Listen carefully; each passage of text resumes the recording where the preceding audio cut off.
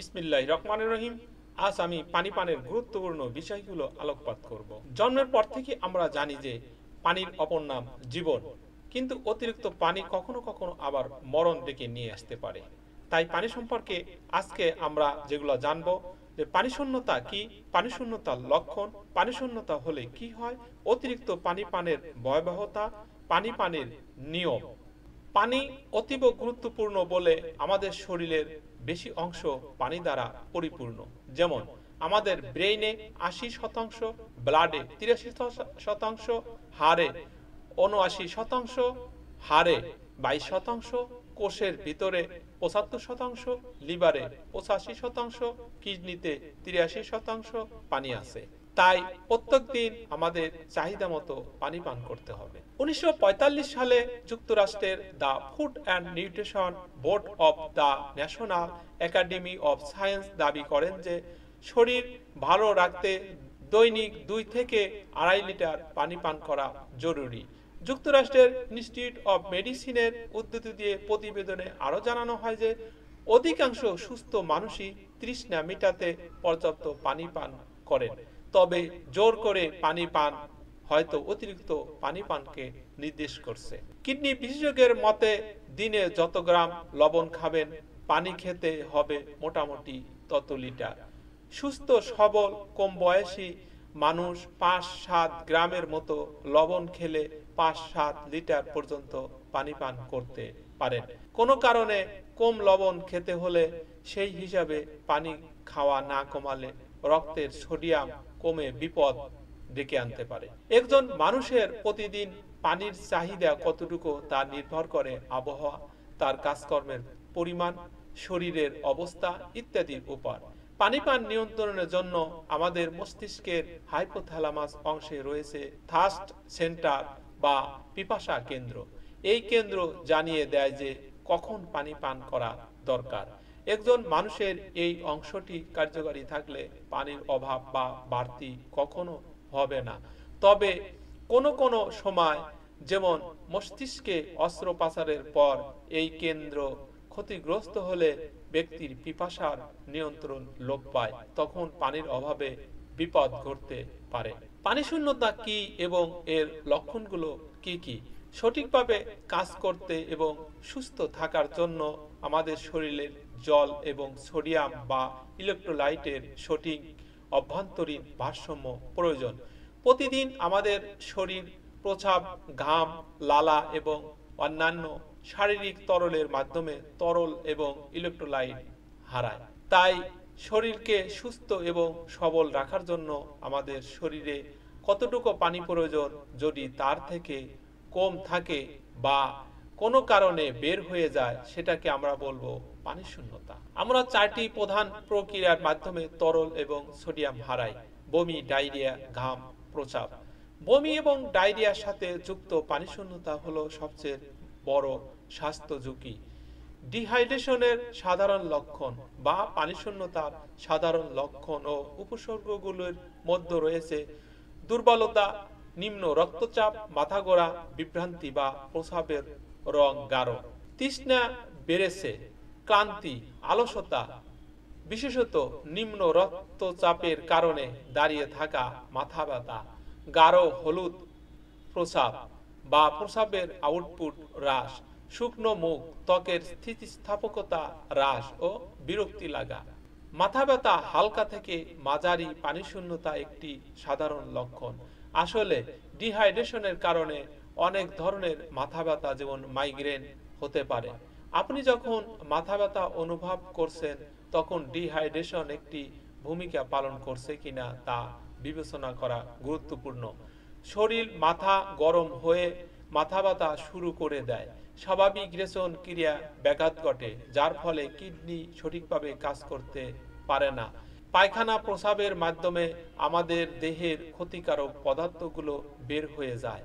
যখন পানি স্বল্প হয়, তখন স্বাভাবিকভাবে সে সকল বর্জ্যকে আর নিষ্কাশন করতে পারে না, যার ফলে ওই সকল জীবাণুগুলো আমাদের শরীরে রোগ সৃষ্টি করে।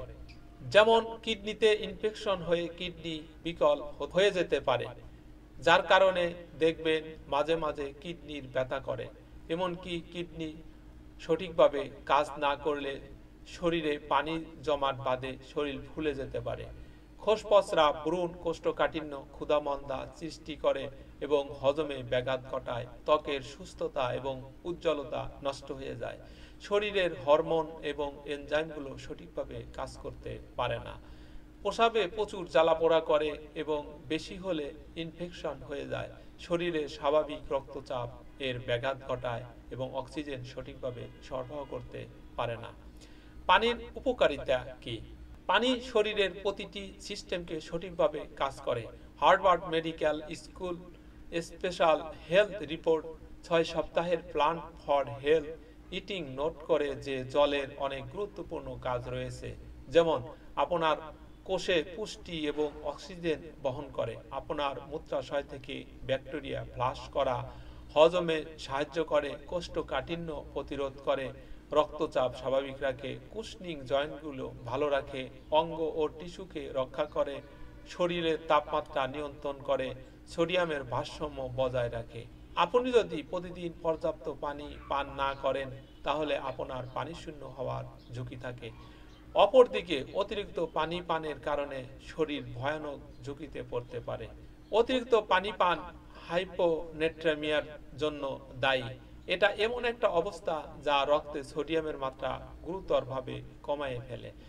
হাইপোনেট্রেমিয়া হলে যেসব সমস্যা হয়, প্রথমে বমি হয়, ক্লান্ত লাগে, বারবার মূত্র ত্যাগ করতে হয়, মাথা ব্যথা করে, আচমকা আচ্ছন্ন ও সংজ্ঞাহীন হয়ে পড়তে পারে।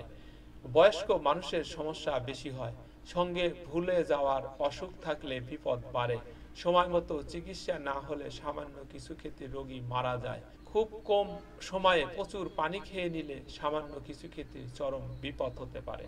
এবার আমরা জানবো সঠিকভাবে কিভাবে পানি পান করতে হয়।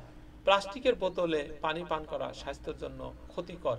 যুক্তরাষ্ট্রের ফুড অ্যান্ড ড্রাগ অ্যাডমিনিস্ট্রেশন অনুযায়ী কম মাত্রায় বিসফেনল এ বা বিপিএ নিরাপদ, তবে এটা মস্তিষ্কের স্বাস্থ্য ও রক্তচাপ বৃদ্ধিতে ভূমিকা রাখে। তাই পানি পানের ক্ষেত্রে বিপিএ মুক্ত বোতল ব্যবহার করা উচিত। পেলিনস্কি ওয়েট বলেন, অনেক সময় দেহের সামান্য পানির স্বল্পতা ক্লান্তি সৃষ্টি করে, কারণ মস্তিষ্কের 80% পানি দিয়ে তৈরি। তাই পানির অভাবে এর কার্যকারিতা হ্রাস পায়। পানি ও লেবুর রস একসঙ্গে গ্রহণ করা কেবল মজাদারই না, বরং তা ওজন কমাতেও ভূমিকা রাখে। বিশ্ব স্বাস্থ্য সংস্থা অনুযায়ী লেবুর খোসায় থাকা শক্তিশালী অ্যান্টিঅক্সিডেন্ট দেহের দূষিত পদার্থ দূরকারী, যকৃতের এনজাইম তৈরিতে সহায়তা করে, এর ভিটামিন সি কর্টিসলের মাত্রা বাড়ায় আর চাপ সৃষ্টিকারী হরমোন কমায়, দেহের মেদ কমাতেও সহায়তা করে। ঘুম থেকে উঠে পানি পান। সকালে ঘুম থেকে উঠে পানি পান করা বিপাক বাড়াতে সহায়তা করে। যুক্তরাষ্ট্রের পুষ্টিবিদ লিসা জুবলির মতে বিপাক বাড়ানোর সহজ উপায় হলো ঘুম থেকে উঠে 20 থেকে 30 আউন্স পানি পান করা। কেননা রাতে ঘুমের মধ্যে লম্বা সময় পানি শূন্য থাকায় বিপাক ক্রিয়া ধীর থাকে। তাই সকালে কিছু খাওয়া বা পানের আগে পর্যাপ্ত পানি পান করে নেওয়া ভালো। এর ফলে পেট ফোলা ভাব কমায়, বেশি শক্তি অনুভব হয় এবং ক্ষুধা হ্রাস পায়। সবসময় কুসুম কুসুম পানি শরীর এবং হজমের জন্য ভালো। অতিরিক্ত ঠান্ডা পানি পান করা উচিত নয়, তাতে যেমন হজমের ব্যাঘাত ঘটে, আবার হঠাৎ করে ঠান্ডা পানি বা বরফ জাতীয় জিনিস খেলে আমাদের পাকস্থলীর কোষগুলো দ্রুত সংকুচিত হয়ে যে কোনো ধরনের ক্ষতি এবং ব্যাঘাত সৃষ্টি করতে পারে। ক্লান্ত অবস্থায় অধিক ঠান্ডা পানি খাওয়া উচিত নয়, তাতে টনসিলের সমস্যা হতে পারে, গলা ব্যথা হতে পারে। চিকিৎসকদের মতে খাবার খাওয়ার কমপক্ষে 1 থেকে 2 ঘন্টা পর বা আধা ঘন্টা পর পানি পান করা উচিত। এমনটা না করলে হজমের সহায়ক পাচক রসের কর্মক্ষমতা কমতে শুরু করে, ফলে হজম ঠিকমতো না হওয়ার কারণে বদহজম এবং গ্যাস অম্বলের মতো সমস্যা হওয়ার আশঙ্কা বৃদ্ধি পায়। ঘুম থেকে উঠেই পানি পান করলে শরীর থেকে ক্ষতিকর টক্সিক উপাদানগুলো বেরিয়ে যায়, ফলে রোগভোগের আশঙ্কা একেবারে কমে যায়। এই কারণেই তো ঘুম থেকে উঠে খালি পেটে কম করে 2 কাপ জল খাওয়ার পরামর্শ দেন চিকিৎসকরা। গবেষণায় দেখা গেছে যে সকালে পানি পানের অভ্যাস করলে কিডনি ও ইন্টেস্টাইনের কর্মক্ষমতা বৃদ্ধি পায়। পানি দ্রুত এক ঢোকে না খেয়ে ধীরে ধীরে খাওয়া উচিত। তাতে মুখ থেকে জারক রসগুলো পানিতে মিক্স হয়ে যেতে পারে এবং মিক্স হয়ে হজমের কার্যকারিতা বৃদ্ধি করে। পরিশেষে এটাই বলবো, শরীরকে সুস্থ এবং সবল রাখার জন্য পরিমিত পানি পানের কোনো বিকল্প নাই। তাই সবাই সঠিক নিয়মে পরিমিত পানি পান করব। খোদা হাফেজ। আসসালামু আলাইকুম।